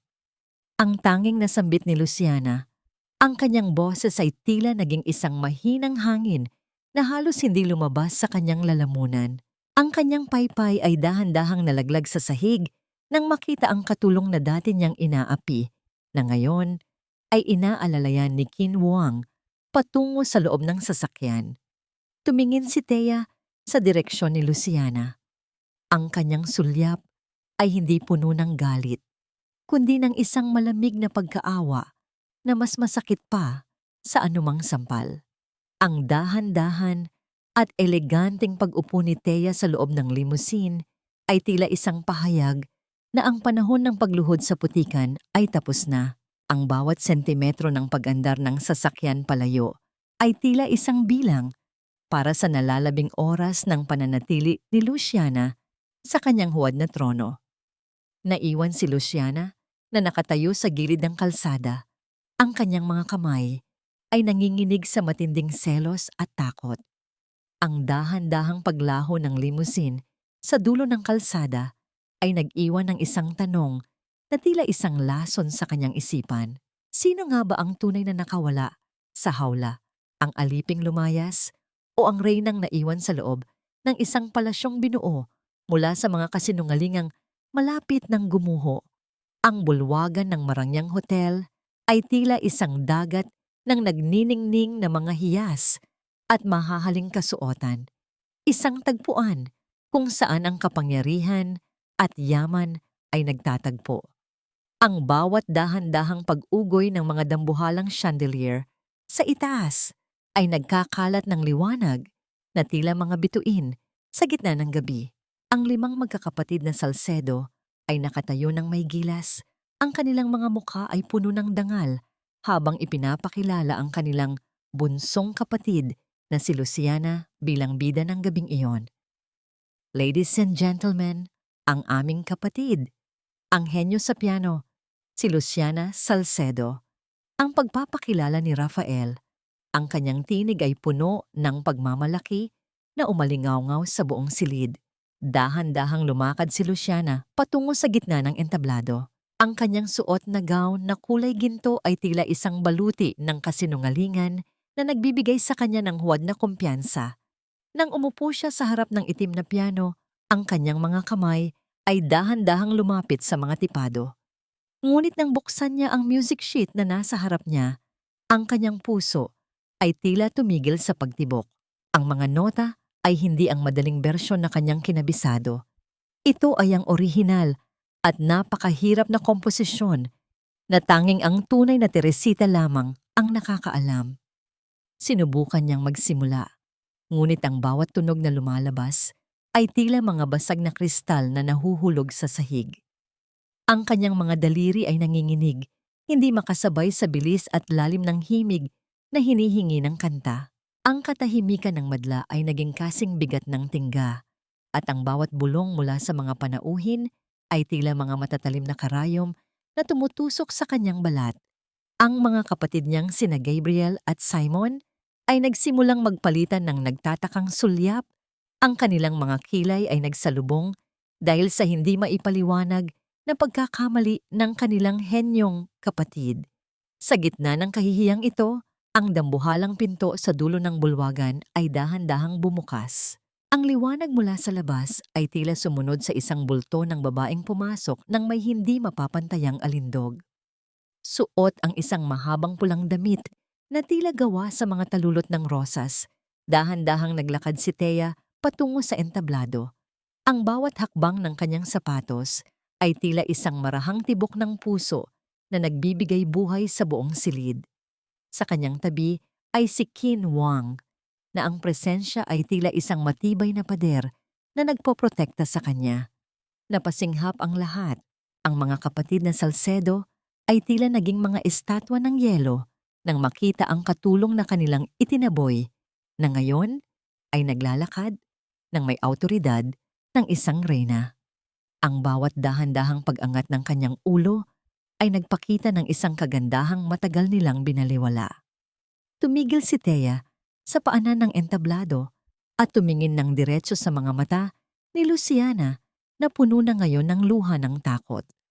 Ang dahan-dahang pag-akyat ni Thea sa mga hagdan ay tila isang pag-akyat patungo sa hustisya. Nang makarating siya sa tabi ng piano, tiningnan niya ang mga nanginginig na kamay ni Luciana at ang kanyang boses ay umalingaw-ngaw sa buong bulwagan, kasing linaw ng isang kampana sa madaling araw. Tumayo ka riyan, Luciana. Ang himig na yan ay hindi kailanman naging sayo. Ang bawat nota niyan ay isinulat para sa akin, at ang bawat kislap ng mga tipadong yan ay sumisigaw ng katotohanang pilit mong ninakaw. Ang bawat salitang binitawan ni Thea ay tila isang dambuhalang alon na bumasag sa pader ng kasinungalingan ni Luciana. Ang dahan-dahang pag-urong ni Luciana mula sa piano ay tila isang pagsuko, habang ang buong pamilya, Salcedo, ay nakatitig ng may matinding pagkabigla at pait. Sa gitna ng liwanag ng charity gala, ang tunay na mukha ng bawat isa ay dahan-dahang nalalantad. Dahan-dahang inilapag ni Thea ang kanyang mga kamay sa mga tipado ng piano. Ang unang nota na kanyang pinatunog ay tila isang malalim na buntong hininga ng kalayaan na bumasag sa katahimikan ng gabi. Ano ang gagawin ng mga kapatid na Salcedo kapag ang musikang narinig nila ay ang kaisa-isang himig na magpapatunay na ang taong kanilang inayawan ay ang siyang dugong na nananalaytay sa kanilang mga ugat? Ang bawat dampi ng mga daliri ni Thea sa puti at itim na tipado ng piano ay tila isang haplos ng anghel na bumabasag sa bawat sulok ng dambuhalang bulwagan. Ang himig na lumalabas ay hindi lamang basta musika. Ito ay isang kwento ng pagtitiis, ng pangungulila, at ng isang pag-ibig na pilit binura ng panahon. Ang bawat nota ay tila may dalang panggagamot, isang mahiwagang kapangyarihan na tanging ang The Magic Hand lamang ang nagtataglay. Ang mga panauhin ay tila naging mga estatwa. Ang kanilang mga hininga ay naging banayad habang ang kanilang mga puso ay sumasabay sa bawat dahan-dahang pagtibok ng melodiya. Sa isang sulok ng entablado, si Luciana ay tila isang kandilang dahan-dahang nauubos sa gitna ng matinding init. Ang kanyang muka ay balot ng malapot na pawis at ang kanyang mga kamay ay nanginginig sa matinding takot. Tumigil ka! Huwag kayong maniwala sa kanya. Magnanakaw siya. Ang tanging naisigaw ni Luciana. Ngunit ang kanyang boses ay tila isang mahinang ihip ng hangin na nilamon ng dambuhalang tunog ng katotohanan. Biglang bumukas ang pintuan sa gilid ng bulwagan. Inilalabas ng isang nurse si Doña Milagros na nakaupo sa isang wheelchair. Ang matanda ay tila nagising mula sa isang napakahabang panaginip. Nang marinig niya ang musikang yon, ang musikang kaisa-isang nag-uugnay sa kanyang nawalang anak, ang kanyang mga mata ay dahan-dahang nagkaroon ng kislap. Ang kanyang mga labi ay nangatal. At sa unang pagkakataon, sa loob ng maraming taon, ang kanyang tinig ay naging malinaw at puno ng pananabik.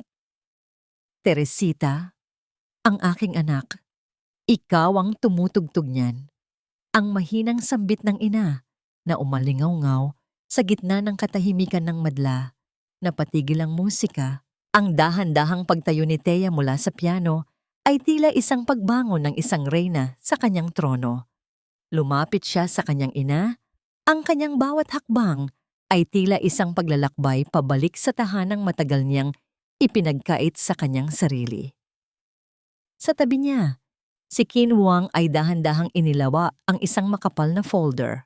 Ang bawat pahina nito ay naglalaman ng mga ebidensya, ang tunay na DNA test, ang mga medical records na sadyang pinalitan ni Luciana, at ang mga video ng bawat gabi kung saan si Thea ang lihim na nanggagamot sa kanyang ina.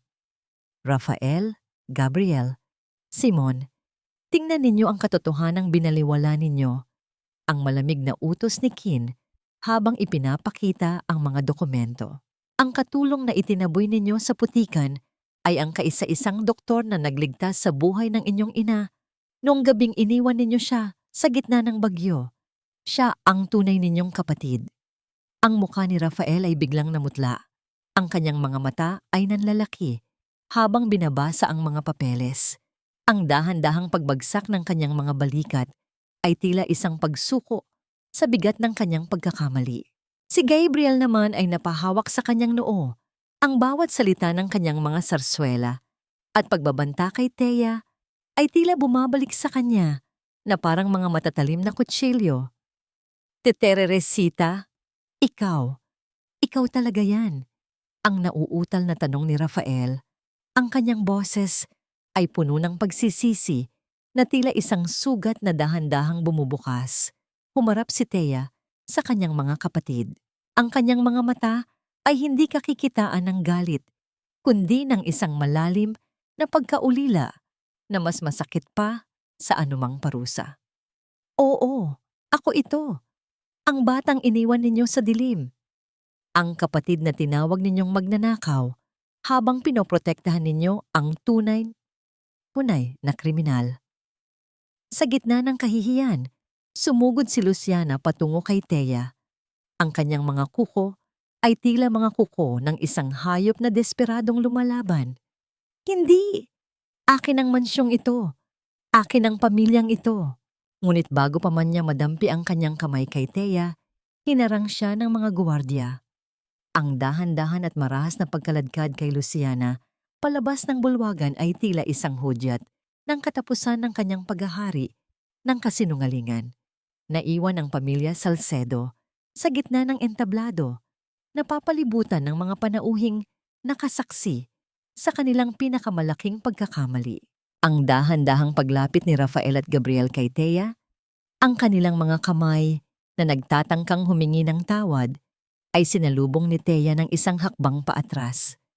Ang distansya sa pagitan nila ay tila naging isang dambuhalang bangin na hindi kayang tawirin ng isang simpleng patawad. Nandito ako para sa aking ina, hindi para sa inyo. Ang huling binitawang salita ni Thea bago niya dahan-dahang niyakap ang nanginginig na katawan ni Doña Milagros. Sa gitna ng kinang ng charity gala, ang bawat hiyas at mamahaling suot ay tila nawalan ng halaga sa harap ng isang katotohanang punong-puno ng pait. Ang dahan-dahang pag-alis ni Thea kasama ang kanyang ina at si Qin Wang ay nag-iwan ng isang nakabibinging katahimikan sa puso ng mga kapatid na Salcedo. Ngunit sa kabila ng tagumpay na ito, isang tanong ang nanatiling nakabitin sa hangin. Kayang bang hilumin ng katotohanan ang mga sugat na idinulot ng paulit-ulit na pagtataksil ng sariling dugo? Ang bawat luhang pumatak sa putikan ay may katumbas na paniningil ng tadhana.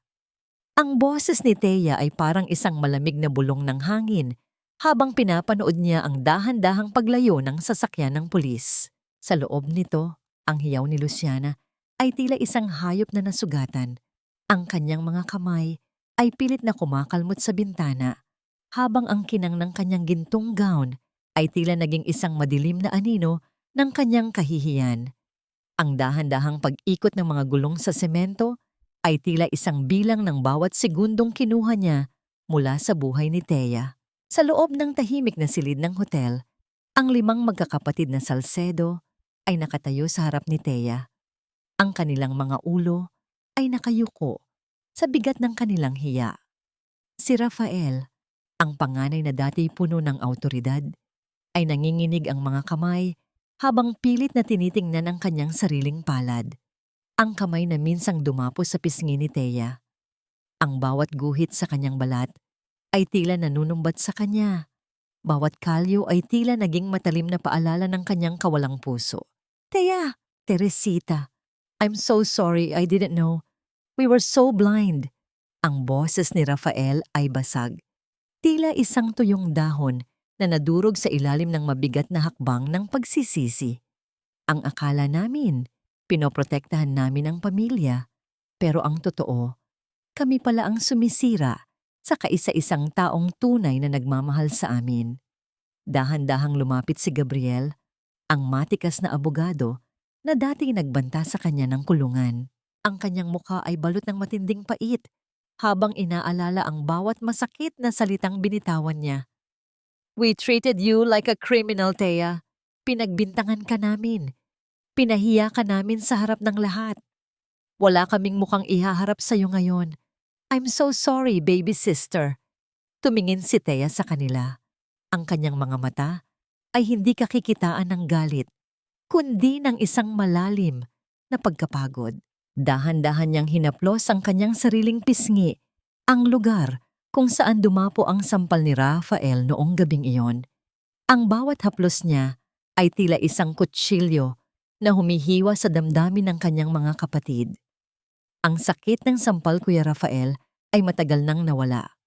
Pero ang sakit na makitang mas pinili ninyong maniwala sa isang impostora kaysa sa tibok ng puso ng inyong sariling kapatid. Iyon ang sugat na hindi basta-basta maghihilom. Ang tinig ni Thea ay pabulong, ngunit bawat salita ay may dalang bigat ng isang dambuhalang bato. Nawala ako ng maraming taon at nang bumalik ako, ang tanging nahanap ko ay ang inyong puot. Napahagulgol si Simon, ang bunsong kapatid, at dahan-dahang lumuhod sa paanan ni Thea. Ang kanyang mga balikat ay tila yumanig sa bawat hikbi na lumalabas sa kanyang dibdib. Tete Teresita, patawarin mo kami. I felt it. Naramdaman ko sa musika mo, pero natakot akong magsalita. Patawarin mo kami. Sa gitna ng mabigat na atmosfera, lumapit si Qin Wang at dahan-dahang ipinatong ang kanyang kamay sa balikat ni Thea. Ang init ng kanyang palad ay tila isang baluti na nagbibigay ng lakas sa dalaga sa harap ng mga taong pilit na humihingi ng kanyang kapatawaran. Tumingin si Thea kay Qin at sa isang sulyap, naintindihan nila ang isa't isa. kailangan ko pang iligtas ang aking ina. At pagkatapos niyon, kailangan ko ring iligtas ang aking sarili mula sa alaala ng bahay na ito. Ang huling binitawang salita ni Thea bago siya dahan-dahang tumalikod sa kanyang mga kapatid. Ang bawat hakbang niya palayo ay tila isang paglayo rin sa mga tanikalang gumapos sa kanya sa loob ng maraming taon. Naiwan ang 5 magkakapatid na Salcedo sa gitna ng silid, napapalibutan ng katahimikang mas masakit pa sa anumang mura. Ang dahan-dahang pag-ihip ng hangin mula sa bukas na bintana ay tila isang bulong ng nakaraan na hinding-hindi na muling mababalik. May mga sugat bang sadyang masyadong malalim para tuluyang maghilom? Kahit pa ang gamot na iniaalay ay ang pinakamatamis na pagsisisi ng sariling dugo? Ang dahan-dahang paghalik ng mga alon sa puting buhangin ay tila isang banayad na hele na nagpapatahimik sa mga alaalang puno ng bagyo. Malayo sa ingay at gulo ng Maynila, sa isang tahimik na dampa sa tabing dagat ng Batangas, matatagpuan ang kapayapaang matagal nang ipinagkait kay Teresita. Ang bawat dahan-dahang pag-ihip ng hangin, may amoy noy dagat, ay tila naghuhugas sa mga huling bahid ng pait na iniwan ng mansyong Salcedo. Sa isang malambot na upuan sa beranda, nakaupo si Doña Milagros. Ang kanyang mga mata ay hindi nakakikitaan ng kalituhan, kundi ng isang malalim na kislap ng pagkilala at pagmamahal. Dahan-dahang hinahaplos ni Thea ang buhok ng kanyang ina. Ang kanyang The Magic Hand ay ginagamit na ngayon hindi para sa isang operasyon, kundi para sa isang simpleng pagkalinga na mas mabisang gamot kaysa sa anumang tableta. Nay, tignan mo ang paglubog ng araw. Ang ganda, di ba? Parang pangako na matatapos din ang dilim. Ang mahinang bulong ni Thea, ang kanyang boses, ay tila isang malambot na himig na sumasabay sa tunog ng dagat. Teresita, anak ko, salamat dahil hindi ka sumuko sa akin. Ang dahan-dahang pagsambit ng ina habang mahigpit na hinahawakan ang kamay ng anak. Ang bawat haplos nila ay tila isang pagbubuo sa mga piraso ng kanilang mga buhay na sadyang winakak ng kasinungalingan ni Luciana. Sa labas ng gate ng munting dampa, isang itim na sasakyan ang dahan-dahang huminto. Hindi ito ang dambuhalang limusin ni Kinwuang, kundi isang simpleng sasakyan na lulan ang 5 magkakapatid na Salcedo. Ngunit sa pagkakataong ito, hindi sila pumasok. Nanatili sila sa malayo, pinapanood ang kanilang ina at kapatid mula sa bintana ng kanilang puso. Ang bawat isa sa kanila ay may dalang mga liham at mga regalong pilit nilang ipinapadala sa pamamagitan ng mga tauhan. Isang paraan ng pagbabayad puri na alam nilang hindi sapat upang mabura ang lahat ng kanilang pagkakamali. Hayaan muna natin silang maghilom, kuya. Ang mahinang sabi ni Simon kay Rafael habang nakatingin sa kapatid nilang si Thea. Ang mahalaga, alam na natin ang katotohanan at sisiguraduhin nating hinding-hindi na muling may mananakit sa kanya. Habang ang dilim ay dahan-dahang lumalaganap at ang mga bituin ay nagsisimulang magpakita, isang pamilyar na bulto ng lalaki ang lumakad patungo sa dalampasigan. Si Kinwuang, na ang suot na polo ay dahan-dahang hinahampas ng hangin, ay tumigil sa harap ni Thea. Ang kanyang mga mata ay nagniningning, tila sumasalamin sa liwanag ng buwan. I finished everything in the city, Teresita. Luciana's trial is moving forward and your family's assets are secured. Ang boses ni Kin ay mababa at puno ng katapatan. But I didn't come here to talk about business. I came here for you. Dahan-dahang kinuha ni Kin ang kamay ni Thea at dinala ito sa kanyang puso. Ang bawat dahan-dahang pagtibok ng dibdib ni Kin ay tila isang pangako na hindi na muling hahayaang mag-isa si Thea sa gitna ng laban. Sa ilalim ng malawak na langit, inilabas ni Kin ang isang maliit na kahon na ang kislap ng brilyante sa loob ay tila sumasabay sa ningning ng mga bituin. Teresita, matagal kang naging anino para sa iba. Matagal kang nagtiis at nagsakripisyo. Ngayon, hayaan mo naman akong maging liwanag mo. Will you let me be the person who holds your hand as you heal the world? Napatigil ang mundo ni Thea. Ang dahan-dahang pagdaloy ng luha sa kanyang pisngi ay hindi na dahil sa sakit, kundi dahil sa isang kaligayahang at tila isang panaginip na sa wakas ay nagkatotoo. Tumingin siya kay Doña Milagros na nakangiti ng dahan-dahan sa kanila, tila nagbibigay ng kanyang basbas. Ngunit bago pa man makasagot si Thea, ang dahan-dahang pag-ugong ng isang sasakyan mula sa malayo ay tila nagbigay ng isang babala. Isang hindi inaasahang panauhin ang dahan-dahang lumalapit, dala ang isang balitang maaaring muling gumulo sa kapayapaang kani-kanina lang ay nahanap nila.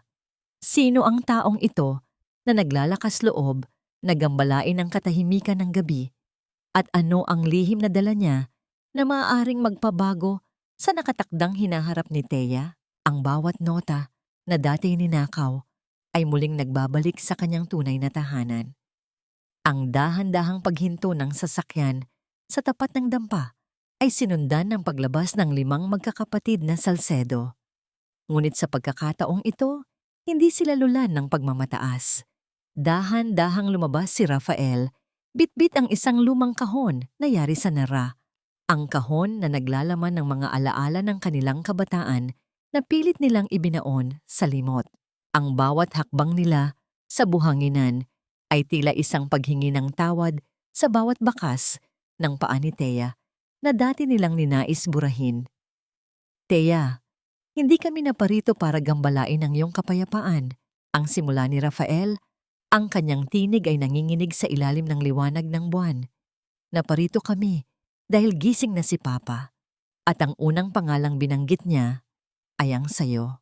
Inabot ni Rafael ang isang liham at isang gintong susi, ang susi sa grand piano ng kanilang pamilya na matagal nang nakakandado. Ang dahan-dahan at maingat na pagtanggap ni Thea sa susi ay tila isang pagtanggap na rin sa kanyang tadhana. Sa loob ng liham, nakasulat ang mga salitang nagpaluha sa lahat. Ang musika ng ating tahanan ay namatay noong nawala ka. Patawarin mo ang iyong ama na naging bulag sa liwanag ng katotohanan. Lumipas ang 1 taon, ang dambuhalang bulwagan ng Salcedo Hospital and Arts Center ay punong-puno ng mga tao. Ngunit ang gabing ito ay hindi para sa mga sosyalidad o para sa pagpapakitang tao. Ito ay isang charity concert para sa mga batang ampon at mga pasyenteng walang kakayahang magbayad. Ang mga taong naging pamilya ni Thea noong siya ay nag-iisa pa sa mundo. Sa gitna ng entablado, nakaupo si Teresita Salcedo Wuang. Ang kanyang suot na puting damit ay tila isang ulap na nagdadala ng ulan ng pag-asa. Sa kanyang tabi, si Qin Wuang ay nakatitig sa kanya nang may hindi mapantayang pagmamahal. Ang kanyang kamay ay dahan-dahang humahaplos sa singsing sa daliri ni Thea. Ang dahan-dahang pag-angat ng mga kamay ni Thea, ang the magic hand, patungo sa mga tipado, ay tila isang hudyat para sa buong mundo na tumahimik at makinig. Nagsimula ang himig.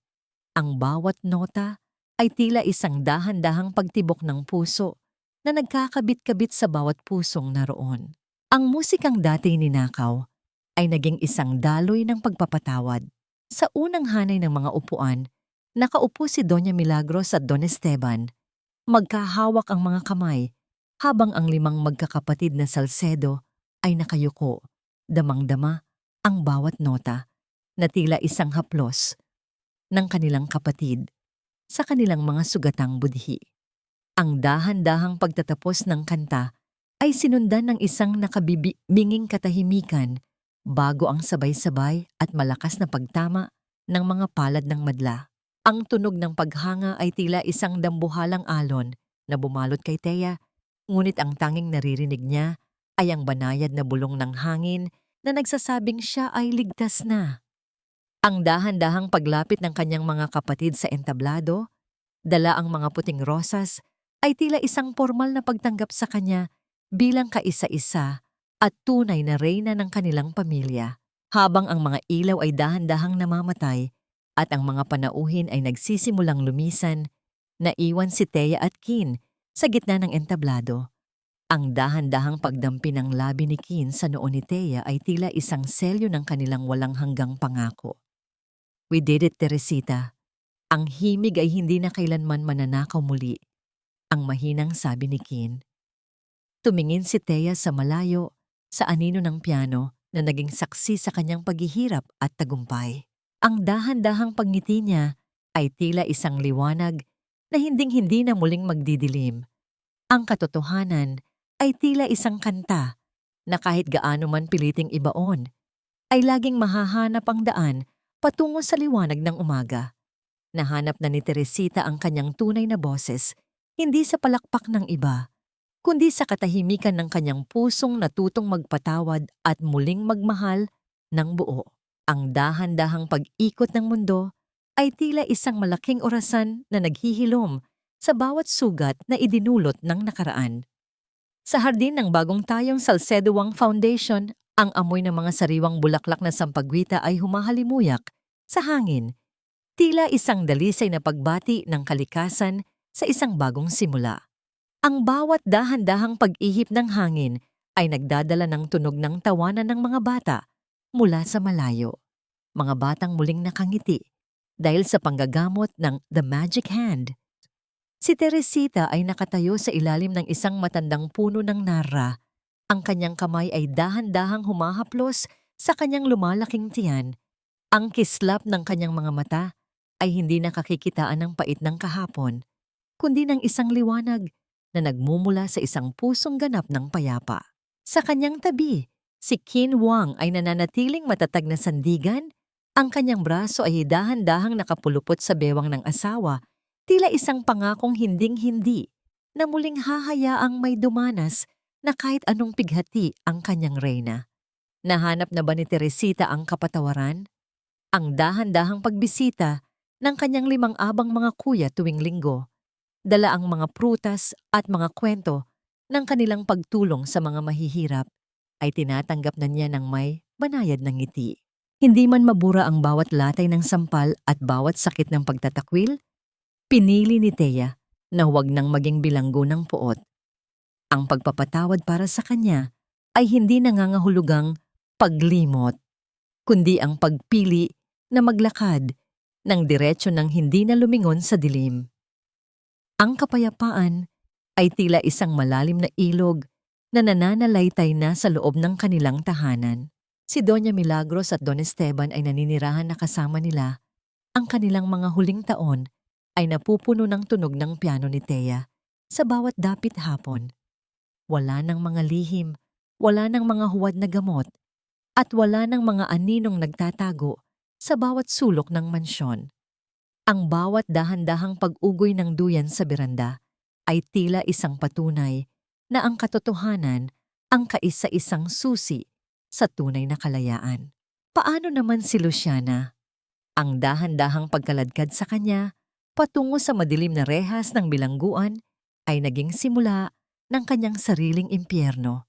Ang bawat gabi sa loob ng selda ay napupuno ng kanyang sariling mga sigaw dahil ang tanging naririnig niya sa katahimikan ay ang musikang ninakaw niya. Isang musikang ngayon ay nanunumbat sa kanyang bawat panaginip.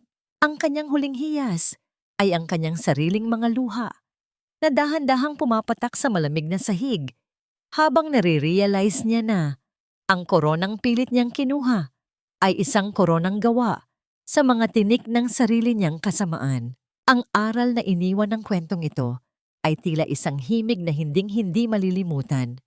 Ang tunay na ningning ng isang tao ay hindi nasusukat sa ginto o sa pangalang dala niya, kundi sa tibay ng kanyang paninindigan sa gitna ng unos at sa kakayahan ng kanyang mga kamay na maghilom sa kabila ng sariling mga sugat. Ang bawat nota ng buhay ay may kani-kaniyang panahon at ang katotohanan, kahit gaano pa katagal ibaon, ay laging hahanap ng paraan upang sumilip sa liwanag ng umaga.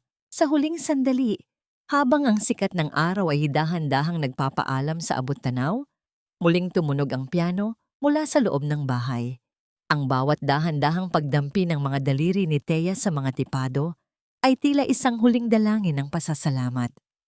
Ang musika ay malaya na, ang pag-ibig ay buo na, at ang The Magic Hand ay patuloy na lilikha ng mga milagro hindi na bilang isang anino, kundi bilang isang liwanag na magsisilbing gabay sa lahat ng mga nawawala sa dilim. Ang bawat himig ay may katapusan, ngunit ang pag-ibig na nahanap sa gitna ng pait ay isang kantang walang hanggan.